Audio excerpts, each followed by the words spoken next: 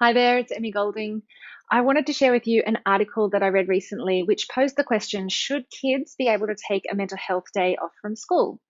And it described a scenario where a little boy wanted to stay home from school. He had a tummy ache, and when the parents investigated further, they found out actually he was being bullied. So this was really interesting for me because even as a parent and as a psychologist, it's something that I had never considered before, that kids may need a mental health day. And my initial reaction is, well, yeah, of course, if adults can benefit from that, then why wouldn't we do the same for children as well? But there was also something that I was a little bit uncomfortable with, and I couldn't quite put my finger on what it was. But after thinking about it for a little while, it came down to the fact that it was the labeling of it as a mental health day. Because as soon as we do that, we immediately medicalize the whole situation. We pathologize any distress. And that's not exactly what's going on here, at least in this case. The person's being bullied. They don't have a mental health problem.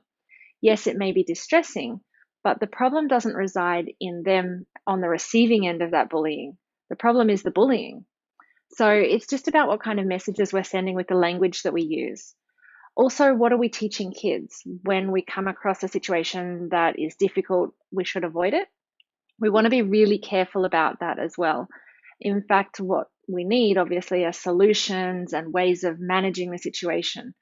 So that's our role as parents, is to prepare kids to be able to overcome challenges, to operate in the real world. And yes, unfortunately, in the adult world, there are bullies there too. So we definitely need to be able to build up those skill sets.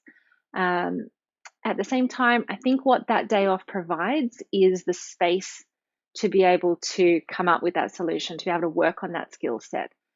It's not the solution in itself just to have time off, but you can use that time effectively. And that's the same as in workplaces. In workplaces, we see many times that it's an attractive idea to, if someone's feeling distressed, to send them home or send them to go talk with someone else. But simply sending someone home doesn't always get the result. People have to use that time effectively, learn to manage their stress. Otherwise, what you see is more and more days being taken. If that's the only coping mechanism that kids or adults have, is to move away from a situation, then at the end of the day, they're more likely to resign. Because psychologically, what we're saying is that the workplace or the school is a dangerous place to be, that it's not good for me, and that I need to really not be there too much. Um, the other thing is that kids, especially, don't have the insight and the maturity to be able to keep it in balance. So once we do that once, then it's so much easier next time to say, oh, can't I just have another day off and another day off and another day off? So it's really about getting that right balance between not just dismissing it and saying, get over it, sending them in ill equipped, but being able to use that sparingly and not label it as a mental health day, because there's nothing wrong with the person. It's not a mental health problem. It's a coping strategies, it's a social skills issue that can be learned. So just my thoughts on this topic. Let me know what you think.